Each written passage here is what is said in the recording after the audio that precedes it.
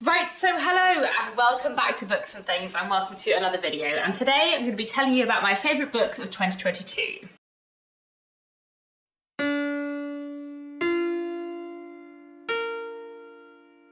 So this is always one of my favourite videos to make every year. I love looking back on the year and deciding what my favourite books of the year have been. I have a top 21 books of 2022 to share with you today. I was trying to make it a top 20, which is what I usually do, but I was struggling to cut it down, so it's just going to be a top 21, and there will be a honourable mentions video coming up in the next few weeks as well, because I just read so many fantastic things this year that even getting it down to 21 was really hard. And there are lots of other books I want to talk about too.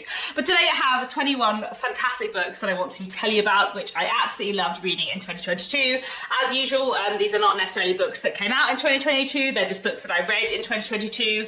There's a mix of classics and contemporary of a few different genres. The ranking is going to be pretty loose today because I loved all of these books a lot. The top 5 are my favourite 5 books of the year, which we'll get to towards the end of the video, but otherwise the ranking is fairly arbitrary, and I just loved all these books a lot. I wanted to tell you about them. So let's start at the beginning. The first book I wanted to mention, let's call it number 21, but as I said, the ranking is fairly arbitrary, is this. This is Aurora Lee by Elizabeth Barrett Browning, and this is a Victorian epic poem telling the story of a woman called Aurora Lee, of her life in Victorian England, what it means to be a woman, what it means to be a writer, what it means to be a female poet, and how people treat her differently as a writer because of her gender. And this book is just fantastic and interesting in so many ways. It is really proto-feminist. There are some limits to its proto-feminism, and so I feel like when I immediately finished reading it, there was one thing about the ending that bothered me, but actually the more I think about it, and when this book was written, the more I have such an appreciation for what this book is doing and the themes this book is exploring, and I just really, really loved it. I feel like it's a book I'll be thinking about for a long time and I'm bound to come back to, and yeah, I would highly recommend this. Definitely one of my favourite books of the year. The next book I wanted to mention is this. This is Half-Blood Blues by Essie Davis, and I read this way back in January 2022, but it really stayed with me and has definitely been one of my favourite books of 2022. This is a fantastic work of historical fiction set in the 1930s, the 1940s and the 1990s. The book revolves around these 3 jazz musicians, Sid, Chip and Hero. Sid and Chip are American, Hero is German, all 3 of them are black, and we're looking at what happened to them in the Second World War, in Nazi Germany and then in occupied Paris. We know from the beginning that Hero was arrested in 1940 in Paris, but we don't really know exactly what went on, and many years later Sid and Chip are looking back on what happened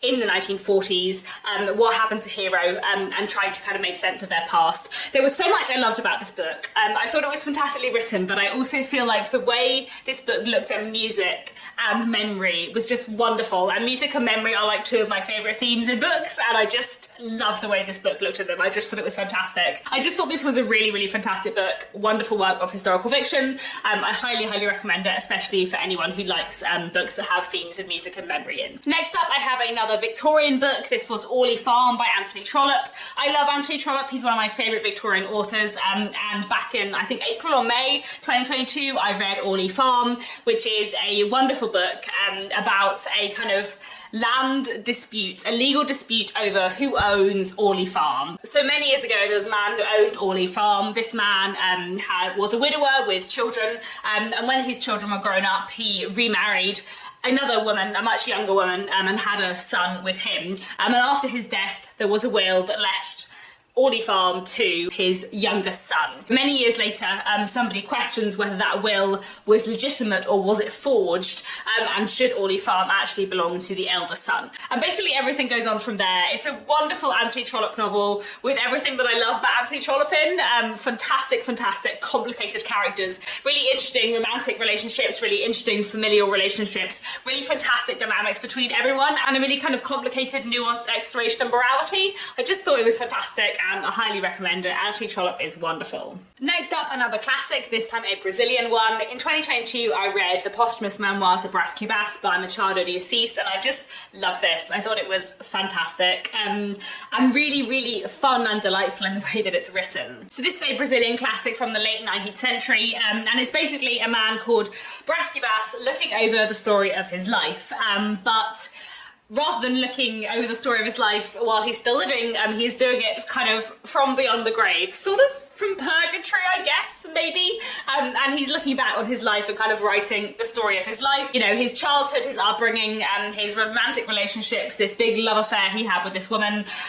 But what I love about this book actually is not the story, but the way it's written, and the way that Machado de Assis just tells the story in the most fantastic, inventive way, where it's very, very like meta and self-reflective, and the fourth wall is broken just like all the time. There's chapters that are just dialogue, there's chapters that are just proverbs, and there's one chapter which I think is just like a series of ellipses, and there's several chapters which are called things like, this chapter isn't important, and then there's just like a paragraph of tangent, and then we move on to the next chapter. And I just really enjoy the playful way that Machado de Assis kind of uses form, structure and language in here. I thought it was wonderful, and yeah, I just highly recommend it. And I should have said as well that this edition was translated by Flora Thompson DeVoe. Next, I have a non-fiction book, which is Dear Reader by Kathy Rensenbrink.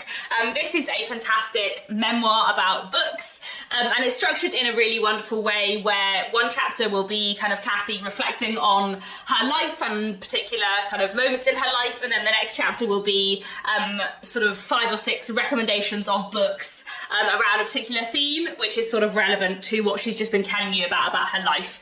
And it's really a love letter to books, and a book that is full of recommendations about books, but also talks about what it means to have a life that is built around books and reading. Kathy talks about, you know, her love of books as a child, but also having a career working in books, how books have helped her through very difficult times in her life. And I just really loved this book. I thought it was so moving and so powerful. It was kind of just the right length. I loved the structure of it. It meant that it kind of never got boring. It just really worked so well for me. I just love the way this book looked at books and kind of what it means to be a reader. And yeah, I would highly recommend it. I thought it was fantastic. Another favourite book of mine in 2022 was The Forest of Wool and Steel by Natsu Miyashita, and this is translated from the Japanese by Philip Gabriel. This is a contemporary Japanese novel set in small-town Japan, and it's a coming-of-age story about a young man becoming a piano tuner. He's not a piano player, but he's trained to become a piano tuner, and the book kind of looks at his relationship with music, I suppose, and his kind of quiet coming-of-age story and his search for meaning and his kind of striving to be good at something that he desperately wants to do but does find hard. And I just thought it was so beautiful in so many ways. There were so many things I loved about this. I feel like the way that it looked at music was perfect, but I also really liked the fact that it was looking at not a piano player, but a piano tuner, someone who's like behind the scenes, but also like facilitating great music, and I thought that was really cool. I think you will probably get most out of this book if you are musical in some way, or if you like books about music, but I just thought this was fantastic, and yeah, I would highly recommend it. The next favourite of 2022 is a play. This is a Kenyan play from the 1970s, Betrayal in the City by Francis Mbuga, and this was just fantastic. I really enjoy reading plays, and I need to remember to do it more, and reading this play was just a fantastic experience, and I could really like visualise it so well. This play focuses on 2 young men who have been caught up in political tensions in a fictional African state. One of them is in prison, and one of them is commissioned to write a play for the leader of the state who is coming to kind of see their town, but he decides to kind of use this play as an act of rebellion. And this is just an utterly fantastic work of literature, a really powerful,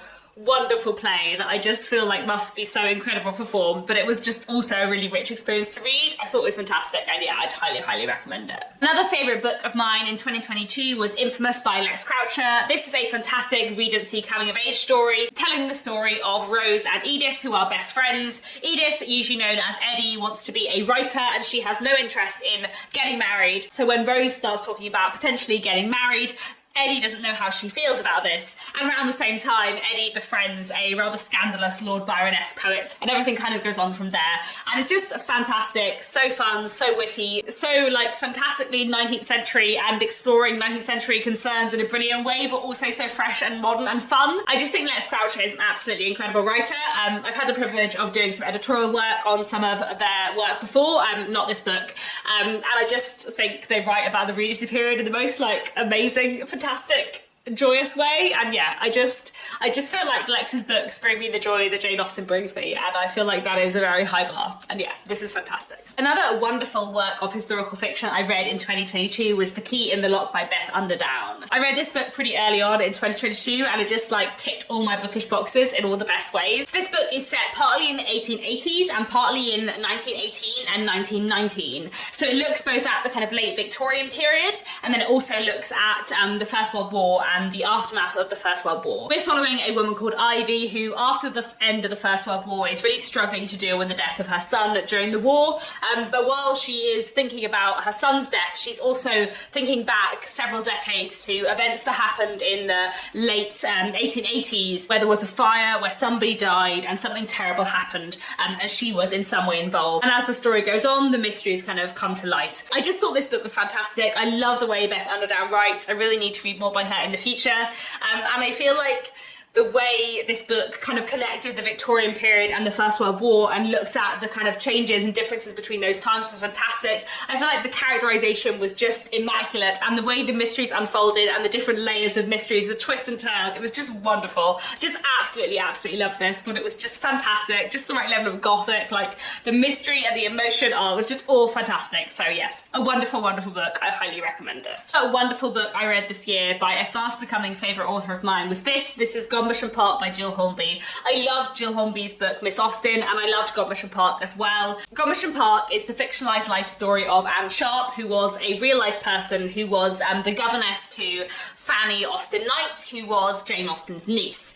And this book is basically about Anne Sharp, her life as a governess, and her friendship with Jane Austen and Henry Austen. And it's this beautiful, wonderful book that I loved so much. I really love books by governesses. I really loved how this book kind of played with Mansfield Park, almost setting up Jane and Henry Austen like the Crawfords in a wonderful way. I really loved Anne's relationship with both Henry and Jane. I really liked Anne's relationship with Fanny. I feel like Anne as a character was so well done. The exploration of like writing and theatre in this was wonderful, and I just love this so much. I thought it was beautifully written, such a joy to read, and yeah, I highly recommend it. I love Jill Hornby's books a lot. The next book I wanted to talk about is Piranesi by Susanna Clarke. Susanna Clarke is another favourite author of mine, and I just loved Piranesi so much. This is such a weird, wonderful, glorious book, which tells the story of a man who may or may not be called Piranesi.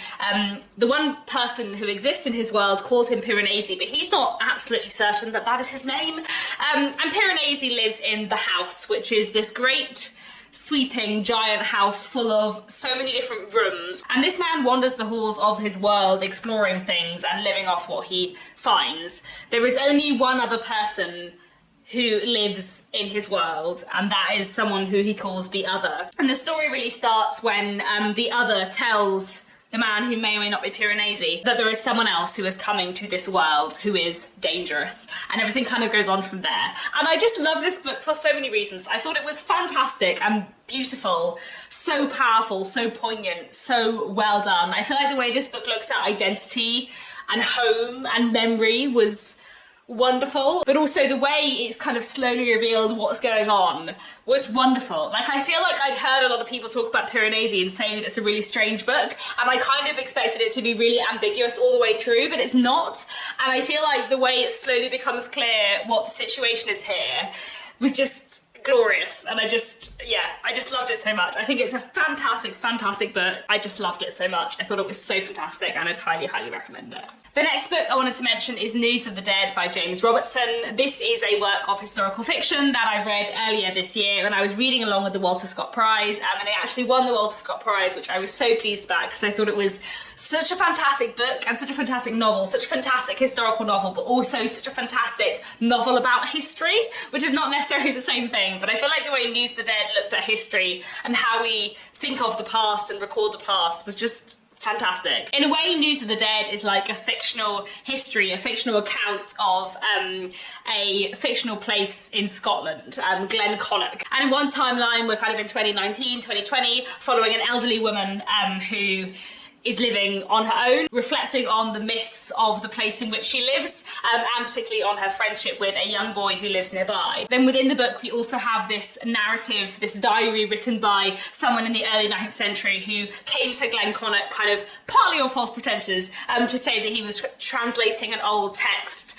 the Book of Connacht. And then the other bit we have in the book is the Book of Connacht, which is this kind of old text about a saint. And through these kind of different narratives, we follow the history of Glenconnock in the Anglo-Saxon period, in the early 19th century, in the 1940s, in the 2020s. The book looks at how people behave in times of crisis and stress, and it looks at how people tell stories about the past and how they use those stories about the past to create stories about the present, and kind of how history is like central to identity. And it's basically a book about history. Like the title itself, News of the Dead, is like, that's what history is. It's News of the Dead. And then it's just so good. It's just so good. Like, I feel like it's one of those books where if you like historical fiction, you just have to read it, because not only is it a wonderful novel about the past, it's also a novel about history. And I just loved it so much. I just thought it was wonderful. So yeah, I highly, highly recommend News of the Dead. What a book, what a book. Such a favourite of the year. Another wonderful book that I read in 2022, probably my favourite Victorian book of the year, was The Three Clerks by Anthony Trollope. Anthony Trollope is the only author to get on this list twice, but I do love his books very, very much. And he did write a lot of them. I'm working my way slowly through his 47 books. I'm more than halfway through now, very exciting. Anyway, The Three Clerks is a Victorian book which is about three clerks who work in the civil service. They are all friends, and one of them has some cousins, some family friends who live nearby, just outside of London, a widow and her three grown-up daughters. So there are three young men and three grown-up daughters, and of course it's a Victorian novel. We know there's going to be some romantic entanglements. And I just love so much about The Three Clerks. I love the romantic relationships in it. I think it has fantastic love stories, but I also love the way that it looks at work and the civil service. The Victorian civil service I find like weirdly fascinating. I also really like the way that it looks at writing. One of the three clerks, Charlie, wants to be a writer. I also really love the way the book kind of looks at like morality and lines of morality. Of the three clerks, one of them is kind of very upright and moral all the time. One of them thinks he is and presents himself as being so, but isn't necessarily all the time. And one of them is kind of like a scoundrel on the surface, but means well. Like, he keeps on getting into debt, and things are kind of going wrong for him. He keeps on making mistakes, but actually he does kind of like mean well beneath it all. And I feel like the way this book looks at like the three young clerks and they're very kind of different characters, I just thought it was fantastic. So I highly recommend The Three Clerks. It was wonderful. Love Anthony Trollope so much. Another absolute favourite for me in 2022 was The Final Strife by Sara El-Arifi. This is a wonderful, wonderful fantasy novel that I just absolutely loved, and it made me kind of like fall in love with fantasy books again, and I need to read more fantasy, because The Final Strife was just utterly fantastic in every way. It was just, yeah, probably my favourite fantasy book I've ever read. I think I'm going to say that. I think it was my favourite fantasy book I've ever read. The Final Strife just has like everything I would possibly want in a fantasy book, and I can't believe that an author could possibly fit this many wonderful, fantastic themes in and do them justice with also fantastic characterisation and plotting, but Sara El-Arifi did. The Final Strife is the first in a series, and it's set in a fictional world where there are kind of three classes of people, and which class you are in is based on the colour of your blood, and only people with red blood can do magic. People with blue blood and people with clear blood cannot, and therefore they are treated like lesser citizens. I feel like I just cannot do justice to the premise of this book, so let me talk about the themes instead. I feel like the way this book looks at social structures and dissects social structures was fantastic. I feel like the way this book looks at addiction was absolutely fantastic. Like, I think this is the best like literary depiction of addiction that I've ever read, and to do that in a fantasy novel where there's also a lot of like plot and character stuff going on apart from that, I thought was so well done. I feel like this is one of the few books I've read where addiction was explored as an illness, not as just a plot device or like a failing, and I just thought that was done really, really well. The character relationships and the kind of like central friendship between Aurora and Silo was just amazing in every way. It was so good, and then the kind of like structure of the book and the way it's structured around this like trial, the actor bar, and the plotting and the pacing and the way that things are slowly uncovered about this world, the complexities of all the characters and the nuances of everything. Like, I just It was just so good. Just everything about the Final Strife was utterly fantastic. And I can't imagine a more perfect fantasy book, really. Like, it just did everything, and it was wonderful, and I cannot recommend it enough. It was the best. And yes, so excited for the next book in the series. Another wonderful book I read in 2022 was Sea of Tranquility by Emily St. John Mandel. Emily St. John Mandel is one of my absolute favourite authors, and I thought her latest book, Sea of Tranquility, was just wonderful. I just love it. I'm just not sure that people should be allowed to be this talented, you know? Like, there's something about the way Emily St. John Mandel writes where her writing is just immaculate and neat and perfect, and she deals with so many things in one book, and her ideas are so wild and awesome and cool and exciting that you almost don't feel she should be able to pull it off, but somehow she always does. There are so many authors who I love, but I feel like no author that I love writes books that are just as thoroughly awesome as Emily St. John Mandel. And I mean that in like every meaning of the word awesome. The old I'm awestruck and slightly terrified meanings, as well as the modern it's really cool meanings. I just thought this was wonderful. So where do I even begin? Sea of Tranquility is set in several different times, and we kind of move backwards and forwards in time. 1912, 2020, 2203, 2401, back to 2023, and then a mix of times, and then 1918, 1990, 2008, and then who knows when. We're moving forwards in time, following various different characters who are linked by various different things. It kind of reminded me a little bit of Cloud Atlas by David Mitchell in its structure, but there's also a lot of other things going on in here. I feel like the way this book looks at pandemics was just fantastic. In the 2203 section, there is a kind of pandemic that is happening both on Earth and on the moon, and I feel like the way this book looks at the pandemic, the way this book looks at being a writer, the way this book looks at family and friendship and love, and like, everything was wonderful. And it was so good. I don't even have words to explain how awesome and wonderful and fantastic this was. And now I wanted to talk about Amazing Grace Adams by Fran Littlewood. This is actually a 2023 release. I think it's coming out next week, but I read it early because I was doing an event with Fran Littlewood back in May. My debut novel is being published by the same publisher as Fran, coming out a couple of months afterwards. And Amazing Grace Adams was just fantastic, like just an utterly supreme, wonderful book that I raced through and like sobbed buckets, but it also made me laugh and it also made me angry. And I feel like the spectrum of emotions that I felt in relation to this book was just wonderful. It was just wonderful. Even like at the most emotional point of the book, there was also something like funny and glorious. Oh, it was just the best. It was just the best. So Amazing Grace Adams is partly set over one day. So the kind of like main present day plot line is just set over less than 24 hours, less than 12 hours, I guess. But then we also have flashbacks to various points in Grace Adams' past.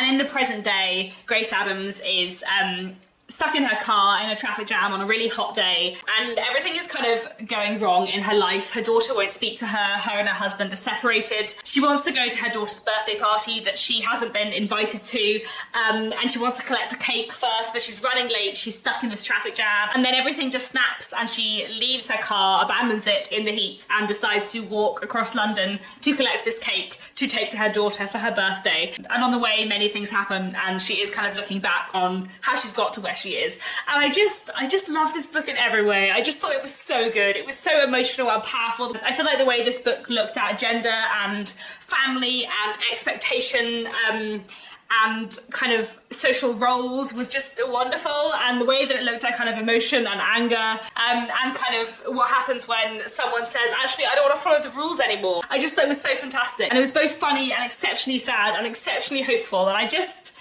loved it so much, and I highly recommend it. Amazing Grace Adams is, I think, out next week, and yeah, it's wonderful. It really is. Okay, we're in the top 5 now. And number 5, my 5th favourite book of the year was The Whalebone Theatre by Joanna Quinn, which is a really wonderful work of historical fiction. I listened to this on audiobook and it was just like a very emotional reading experience in every way, and it was just fantastic. The Whalebone Theatre is in some ways a Second World War book, but it spans from the 1920s through to the 1940s, and it's basically looking at 2 generations of this family, the Seagraves, who live in this big manor house at a point in time where kind of country houses are declining. They set up this amateur theatre, which is the Whalebone Theatre of the title, but in a way the book is really about kind of their experiences as a family, the complicated relationships between them. They're a kind of complicated non-nuclear family, and the way the book looks at their relationships and also their roles in the Second World War was fantastic. At the heart of the book really is a character called Christabel, but we also look at her siblings too. And I feel like the characterisation was just so entirely real in the Whalebone Theatre. I feel like the characterisation just felt so completely authentic and believable. The characters leapt off the page and their emotions, their experiences really did too, their relationships, and I just loved it. I thought the way the book looked at a war was fantastic, but I also feel like the way that it looked at just people and people being people in difficult situations, and kind of the complexities of family, the complexities of friendship and love. Like I just thought it was fantastic, and it was so emotional to read and to listen to, especially. I think the audiobook's fantastic, and I just love the Whalebone Theatre so much, and I really highly recommend it. It's a fantastic work of historical fiction with some of the best characterisation I feel like I've ever read, so highly recommend the Whalebone Theatre. It was wonderful. At number 4 I have Giovannis Room by James Baldwin. This is a fantastic classic from the 1950s that I just adored so much. It's about a young man called David who is living in Paris. Him and his girlfriend have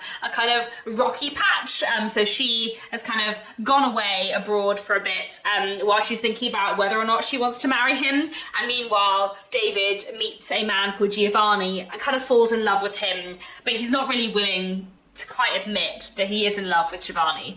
And basically this book is about kind of his and Giovanni's doomed love affair, but it's also kind of a coming of age story, and it's also a book about the differences between Europe and America, and it's also a book about finding yourself and discovering your identity and coming to terms with your identity, and having some kind of understanding of yourself. And I just thought it was wonderful, both in its themes and its story, but also the writing was just beautiful. And usually I feel like I'm someone who values characterization more than writing, but every now and then I read an author where I'm like, oh wow, this writing is just like, just the words alone, in the way that the words are used and the symbolism and the metaphors and stuff, is just so beautiful that I'm really astounded. And I feel like James Baldwin is one of those writers, and Giovanni's Room was just fantastic. I highly recommend it. Just, yeah, such a fantastic classic. Really recommend it. One of the most beautifully written things I have read. At number three we have another classic, this one from 1942, and that is Pied Piper by Neville Shute. I read this back in September and I just absolutely loved it. I thought it was such an incredibly powerful, moving book. So this book is set in France during the Second World War. It's about this elderly Englishman who is in France when the Germans invade France, and through various circumstances he ends up looking after several young children who he is trying to get to England. Hence the name Pied Piper. And basically it's about his journey across France trying to get these children to safety. And it is just the most incredible book in so many ways. I feel like it's amazing, and I feel like everyone should read it. I think there are a lot of things about this book that I found especially powerful. I feel like the balance between humour and sadness was wonderful, because he's travelling around with these very young children, and very young children can be very silly, and there's a few bits which are really funny, and then something truly awful will happen nearby, or they'll see something truly awful and you're aware that actually this is a terrible time and they're all in such danger. And I feel like the balance of that felt so believable. I feel like the main character was fantastic.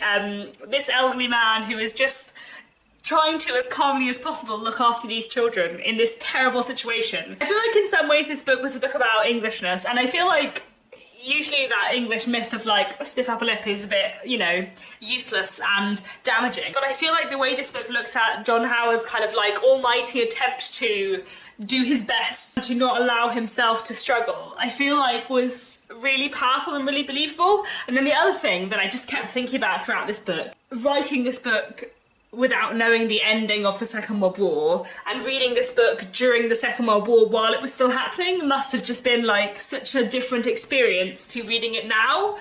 And I just feel like the more I think about that, the more I kind of all the more in awe of this book. And yeah, I just thought it was truly, truly incredible. And yeah, I highly, highly, highly recommend Pipe. It was just absolutely fantastic, and yeah, cannot recommend this book enough. Then my second favourite book of the year would have to be The Half-Life of Valerie K by Natasha Pulley. This was a fantastic, fantastic book that I just loved so much. Natasha Pulley is probably my favourite living author, and I think her books are fantastic, and I loved The Half-Life of Valerie K so much. This book is set in 1950s Russia, and it's about a man called Valerie who at the beginning of the book is in a gulag when one day he is told he's being transferred. He's taken to a mysterious place called City 40 where he, as a scientist, is told that he is going to work on a secret project which is something to do with nuclear stuff. Really, this book is about Valerie's friendship with a KGB guard called Shenkov, who he gets to know, and as their friendship develops, Valerie is also trying to find out what exactly is going on in City 40.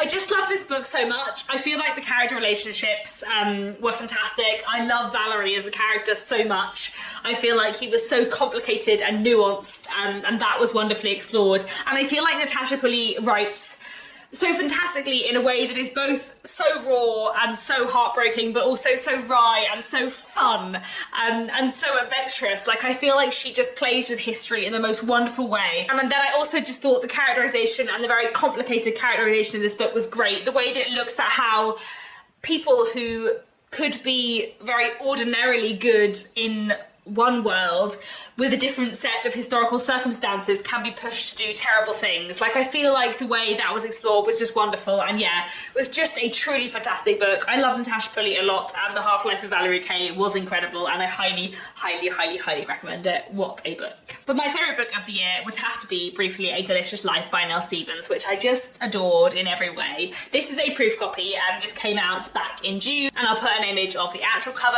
on the screen now. I loved briefly A Delicious Life so much. It was just, yeah, my favourite book of the year, one of my favourite books of all time. Such an amazing, incredible, fantastic book that just like ticked every single box that I could possibly have. So this is a work of historical fiction set in 1838, following two real life people, George Sand and Frederick Chopin. Frederick Chopin was a musician, George Sand was a writer, and we do indeed know that they had some kind of relationship and that they lived together in Mallorca in an abandoned charter house with George Sand's two children in the year 1838 for a few months. And this book is a fictionalised account of those few months, but it's not told from the perspective of George Sand or Frederick Chopin. It's told from the perspective of a ghost called Blanca who haunts the monastery.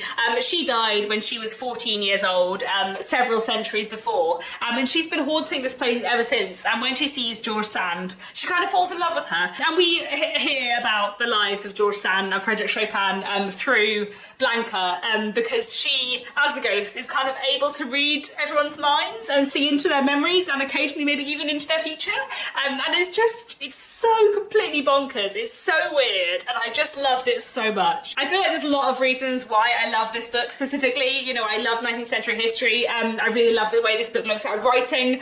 I love books that talk about music, and Chopin is probably my favourite classical composer, and I really love the way this book looks at his work. And then I love the character relationships. I loved Blanca and her weird ghostliness. I love that this book was in many ways a celebration of bisexuality. I love that this book was so like powerful and emotional, but also so odd that it just was an utter delight and joy to read. I read this book in like one day on a holiday, and I just loved it so much. I thought it was absolutely incredible, absolutely fantastic. I really love it when historical fiction is both able to simultaneously explore the past in a really wonderful, complex way, but also to feel really like fresh and new and different. And I feel like Briefly A Delicious Life just did that so well, and I loved it so much. So yeah, that is my favourite book of the year. This has probably been an incredibly long video of me ranting about my favourite books of 2022. I hope this has been interesting though. Please do let me know, have you read any of these books? Would you now like to? What was your favourite book of 2022? So that's it for now. Thank you so much for watching, and I'll be back very soon with another bookish video.